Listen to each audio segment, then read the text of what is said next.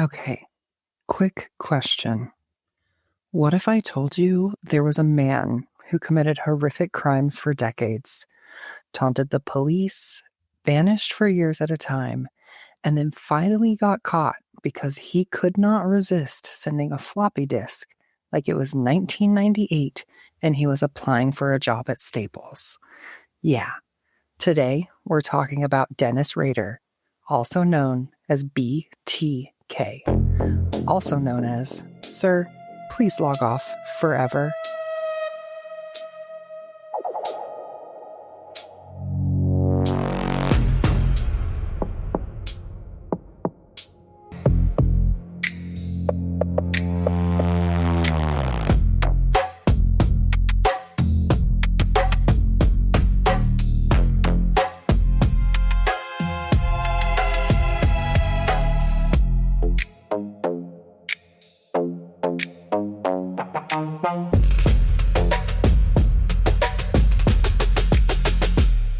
Welcome back to Thick Thighs and Murder Vibes, the podcast where I, Terra, talk about true crime and occasionally wonder how humanity is still allowed to operate unsupervised. All right, besties, buckle in. Today's episode is about one of the most infamous serial killers in American history, BTK. And I need you to understand something up front. This man was not a mysterious genius mastermind. Oh no. He was a government employee with a Word document of evil fantasies and the confidence of a man who should not have had admin access to anything ever. We're talking decades-long killing timeline, psychological obsession with control, communication with media and the police, a literal look at me, I'm evil branding strategy, and the dumbest downfall possibly in modern true crime history. So let's get into it. Dennis Rader was born in 1945 in Kansas. He grew up fairly average on paper. Church involvement, was in the Scouts, did military service, and later worked for city compliance and animal control. Which is already ironic, because imagine your job is enforcing leash laws during the day, and then you go home like, time to do crimes. I'm sorry, but nothing says I will absolutely not be normal like being deeply invested in municipal regulation. So you may be asking yourself, what does BTK stand for? And I'm here to tell you it stands for bind, torture, kill. And this was not a nickname given by the media. This man gave himself that name, like a gamer tag, like a MySpace username. Like he was about to drop the worst mixtape of all time. Sir, this is not Xbox Live. You cannot name yourself Bind, Torture, Kill 420 and expect consequences not to arrive later. His known killing period begins in 1974 in Wichita, Kansas. The first known victims were the Otero family. He targeted random households, but his selection wasn't truly random in behavior. He looked for opportunity, vulnerability, and isolation, often studying homes beforehand. I have some of BTK's confirmed cases. As I stated, the Otero family was the first, and in January of 1974, Rader murdered 4 members of the Otero family in Wichita: Joseph Sr., Julia, Joseph II, and Josephine, which will later be known as Josie. Their bodies were discovered by the family's 3 older children who had been at school at the time of the killings, which somehow makes this case even more devastating and enraging. After his 2005 arrest, Rader admitted he had been stalking the family for weeks after he had spotted the mom, Julia, taking her children to school.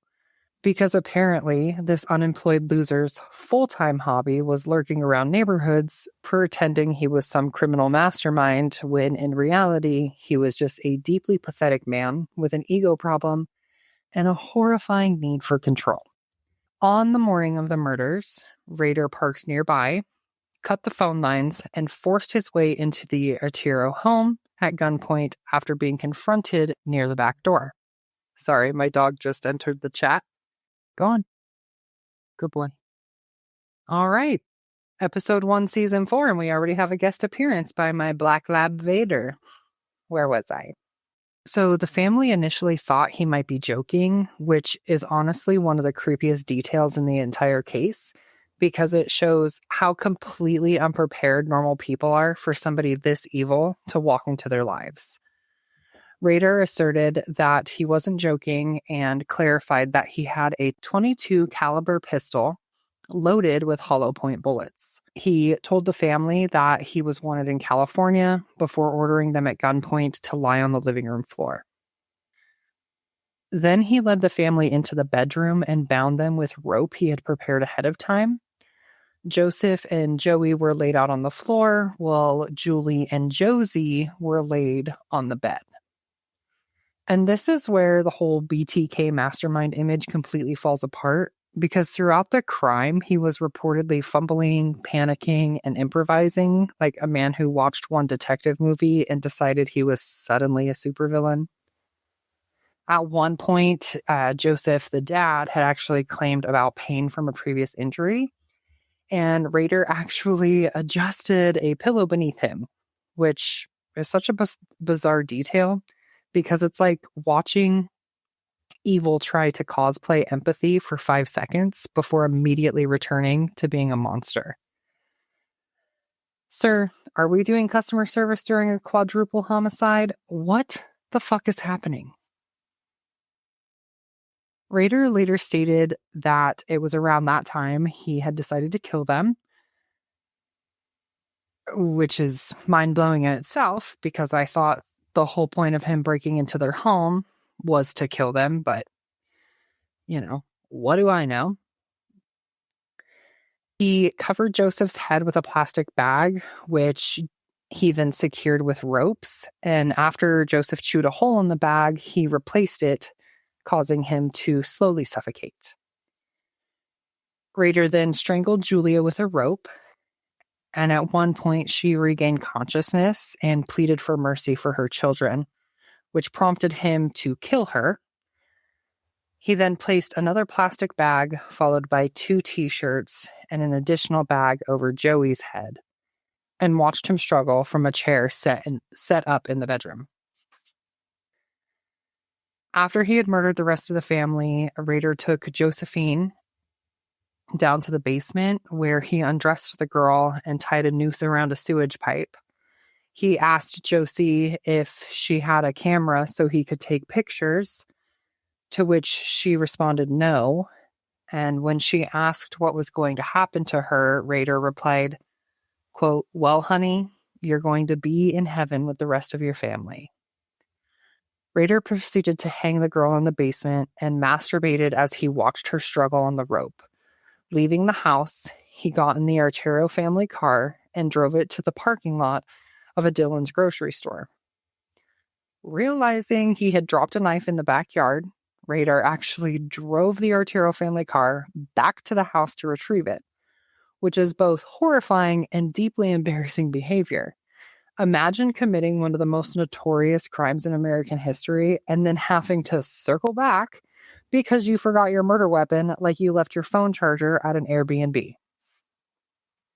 So this was his first known attack and established his long-term pattern. He entered the homes while the family was present. He quickly established control over multiple victims at once, forcing compliance through intimidation and physical restraint. He used bindings to immobilize victims and maintain dominance over the scene. And the attack escalated into multiple homicides within the household. This case is critical because it shows early confidence in controlling multiple people, a lack of hesitation or retreat, an immediate establishment of ritualized control behavior. It also demonstrates that BTK was not improvising. He was enacting a fantasy script he had likely rehearsed mentally for years. Shortly after the first murder, Rader attacked again. Rader selected Catherine Bright as his next victim after spotting her entering her home with a friend, giving the attack the absolutely corny supervillain title, Project Lights Out. Sir, this is not a Batman movie.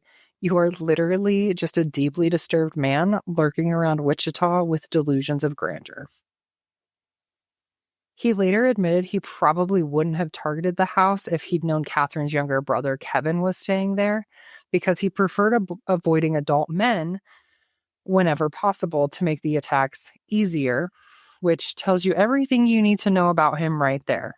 All that BTK mastermind mythology falls apart pretty quickly when you realize this man specifically looked for situations where he thought people would be easiest to overpower.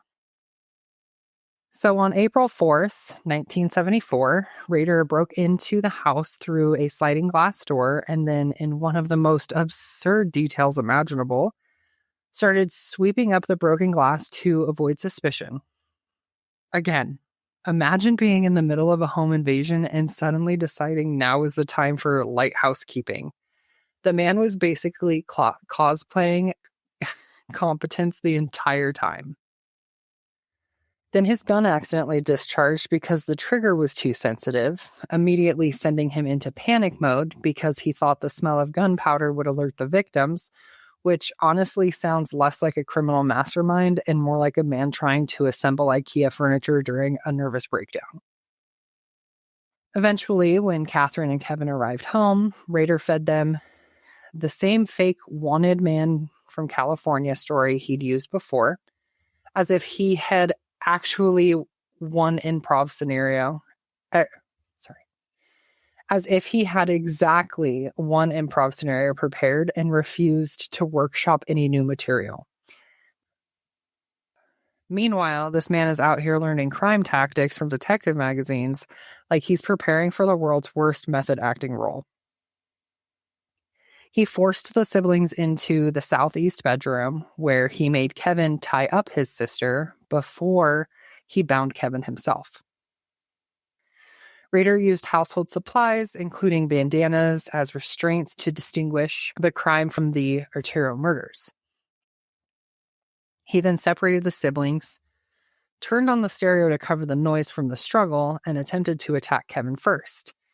Only thing is, Kevin managed to free himself, forcing Rader into a chaotic struggle that immediately wrecked his fantasy of being in total control.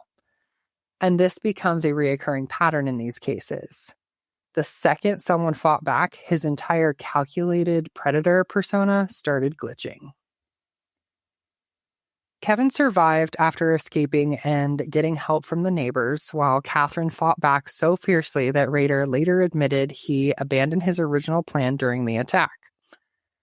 And honestly, one thing these cases repeatedly show is that Rader desperately wanted to be viewed as this cold, untouchable mastermind, but in reality, he was disorganized, panicky, and constantly improvising when things didn't go exactly the way he imagined in his head. And the detail that really sums him up, after attacking Catherine, he tried to steal her truck to escape, but couldn't get it started, which feels painfully on brand for a man who spent decades trying to portray himself as a criminal genius only to repeatedly be defeated by basic life skills. Bright was alive when police arrived at her home, holding the phone, but partially verbally unresponsive. She died in emergency surgery from multiple stab wounds and strangulation. Kevin, unfortunately, didn't get to see his sister's body and was informed of her death several days after the attack while he was hospitalized. This case is important because it shows his method was not flawless or clinical. He could lose control of the situation, and survivors existed, which later helped investigators confirm patterns. So we're going to fast forward a couple of years. It's 3 years later, in March of 1977, Rader had targeted Shirley Vane Relford after his original intended victim wasn't home when he broke in. And honestly, that detail alone says so much about him. This wasn't some genius predator carefully orchestrating crimes. This was a violent man throwing a tantrum because his first plan got inconvenienced. So frustrated, Rader reportedly decided to simply find someone else to kill that day, which is both horrifying and deeply revealing about how detached and opportunistic he really was. While driving around looking for another target, he encountered 5-year-old Stephen Relford walking home after buying soup for his sick mother.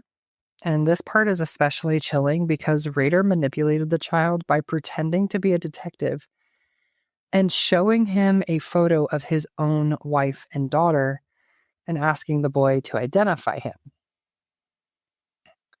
Stephen actually thought that that was a picture of his mother and sister and brought Rader to the home so that he could ask questions. The fact that this grown man kept recycling the same fake wanted man and I'm a detective stories over and over again is honestly wild. Sir, pick a genre. Are we doing crime thriller, fugitive drama, community theater? Because the scripts are getting repetitive. Once inside the home, Rader struggled to control the children and eventually forced them into a bathroom. He barricaded the door, and again, the more details you learn about these crimes, the more the mastermind image completely collapses. He wasn't smooth or sophisticated. He was constantly improvising, panicking, and trying to maintain control over situations that kept slipping away from him. At one point, he later claimed he gave the children toys and supplies to keep them comfortable, which is one of those deeply disturbing details that almost feels psychologically impossible to process. It's that same bizarre pattern where he wanted to imagine himself as organized or compassionate while actively terrorizing innocent people. Like his brain needed to cosplay humanity for 30 seconds before immediately short-circuiting again. Relford, who was already ill at the time, reportedly became physically sick from fear and stress before Rader attacked her. During the assault, she asked for water, which he gave her before murdering her. And honestly, details like that don't make him seem layered or complicated. They make him seem emotionally structured and desperate to maintain his fantasy that he wasn't the monster he very obviously was. He later admitted that he intended to kill the children as well, but fled the home after the family phone rang and one of the children yelled that someone was coming over soon, which means his terrifying situation ended not because of some brilliant criminal plan, but because Dennis Rader got interrupted by what was essentially the 1977 equivalent of someone's on the way. The world's self-proclaimed supervillain once again defeated by basic household inconvenience. This attack shows increased psychological escalation. He entered the home and quickly took control. He used restraint and psychological intimidation techniques over a prolonged time. And the crime scene suggested a longer control phase compared to earlier attacks. This is where investigators later noted increasing ritualization, extended domination behavior, stronger fixation on control rather than speed. So by late 1977, Rader had been stalking Nancy Jo Fox for some time, giving the planned attack the dramatically unnecessary title Project Fox Hunt. And once again, this man is naming crimes like he's pitching reject action movies instead of being a deeply disturbed suburban terror with an ego the size of Kansas.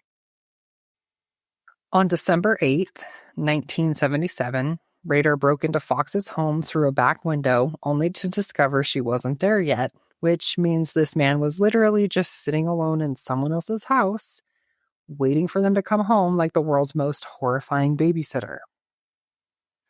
When Fox returned home from work, she immediately screamed at him to leave and threatened to call the police. And honestly, good for her. Unlike Rader's weird fantasy version of these encounters where everyone instantly freezes in fear, Nancy immediately recognized the situation for what it was. some random loser standing in her house, acting like he's the villain in a made-for-TV crime drama. Rader informed her that the police lines had been cut and then announced that he planned to restrain and rape her. And what stands out in these cases is how painfully scripted he sounds. It's like he rehearsed these lines in the mirror while imagining himself as some criminal mastermind, when in reality, he just sounded like a terrifyingly unstable man trying way too hard to control every second of the situation. Rader allowed Fox to go to the bathroom after she assured him that she could not escape. He ordered her to come out of the bathroom partially undressed, and he began to undress himself and ordered her to lie down when she emerged from the bathroom. Fox resisted when Rader tried to remove her remaining clothing. He then began putting handcuffs on her, to which she protested and questioned the need for them. Rader told her, "That's part of my deal.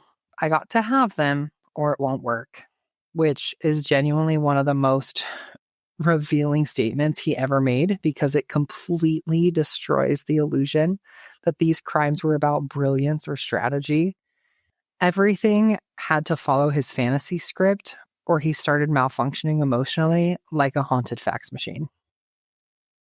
He then began to crawl on top of Fox and wrapped his belt around her neck.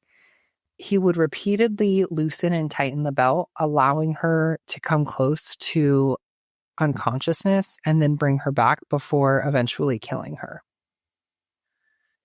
Honestly, the more you learn about him, the clearer it becomes that all the BTK theatrics were really just camouflage for insecurity, cowardice, and obsession with control. He spent years trying to portray himself as this calculating monster operating above everybody else, but underneath all the creepy letters and self-appointed nicknames was a man so fragile psychologically that even his crimes had to follow very specific rules in order for him to feel powerful. This is one of the most well-documented cases due to the aftermath and communication behavior. He stalks the victims prior to the attack. He entered the home and quickly established control.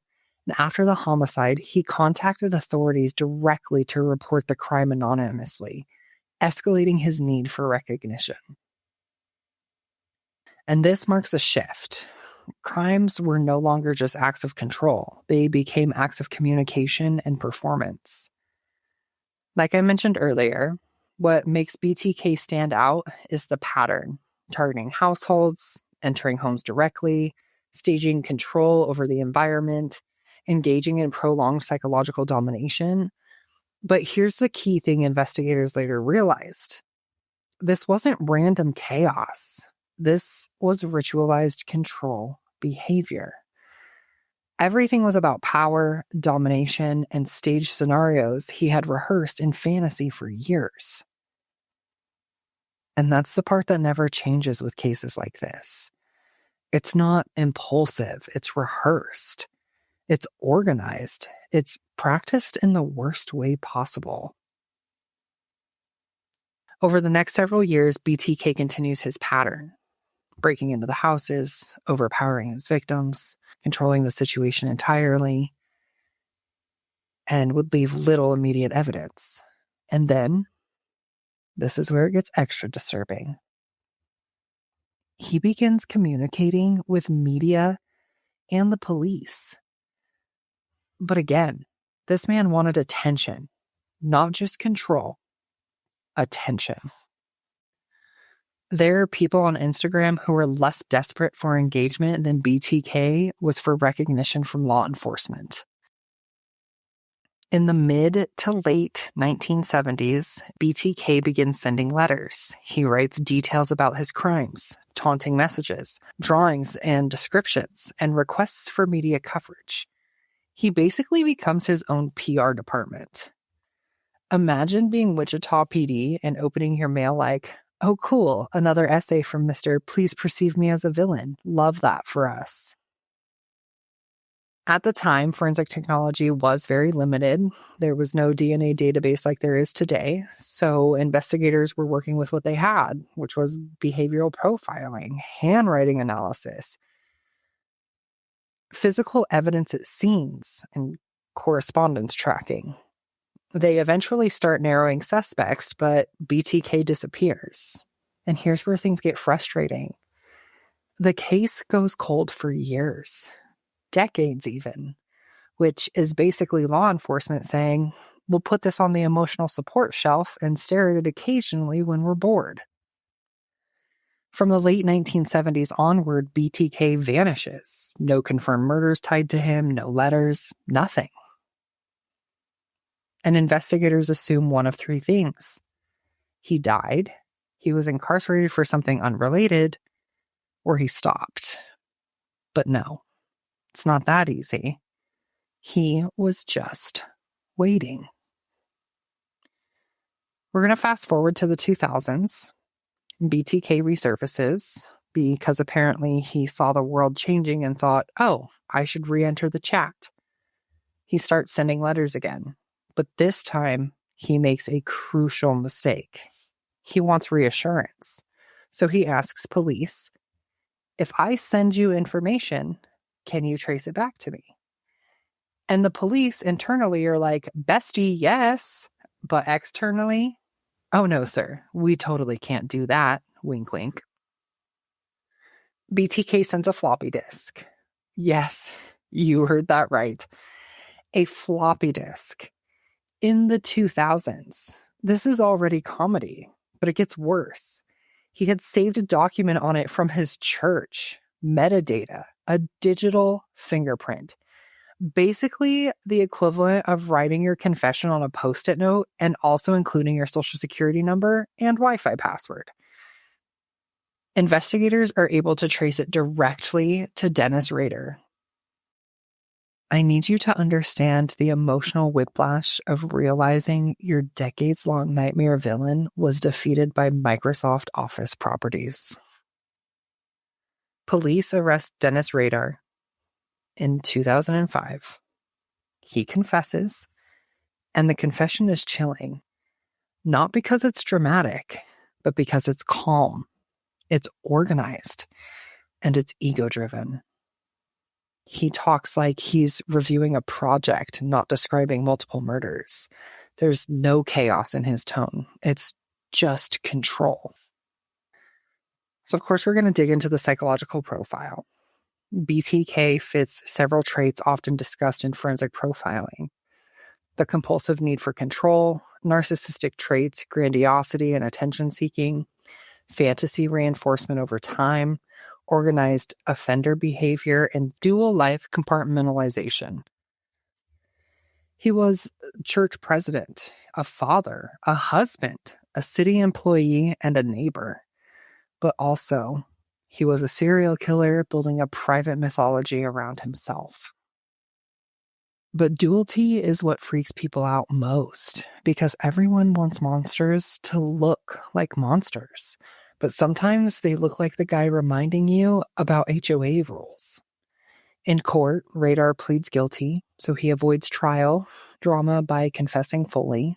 He is sentenced to 10 consecutive life sentences. Kansas has had no death penalty at the time for his crimes, so he shows very little emotion, no apology that feels real, just control. He is currently incarcerated at El Dorado Correctional Facility in Kansas. He's still alive as of recent reportings, serving multiple life sentences.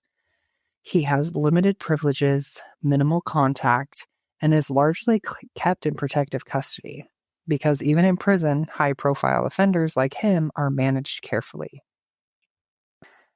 Translation: he does not get to roam around making new friends or starting a book club called Bind and Chill. And of course, the aftermath. BTK's case changes several things: improved behavioral profiling awareness, better analysis of offender communication patterns, increased caution around offender correspondence, and advances in digital forensic tracking. Floppy disk moment forever in textbooks. It also becomes a cultural reference point for ego-driven offenders, taunting behavior, and investigative patience finally paying off. So I'm going to go on a little rant here, and I just want to say something respectfully. If you were ever tempted to send law enforcement a fun little puzzle about your crimes, maybe log off, go outside, touch grass, become literally anything else. Because history shows us you will be caught by a Windows 2000 artifact. BTK is not famous because he was brilliant. He is famous because he lasted long, he built a persona, and then dismantled it himself through arrogance. He is a case study in something uncomfortable. Sometimes the monster is not hidden by brilliance. Sometimes he is hidden by time, compliancy, and luck. All right, besties, that's BTK, a man who named himself like a video game villain, terrorized a community for decades, and then got absolutely cooked by a floppy disk. If you enjoyed this episode, make sure to follow, rate, and subscribe, because next time we're talking about someone even messier. And honestly, that bar is already in hell. See you next time, and please don't name yourself anything involving torture.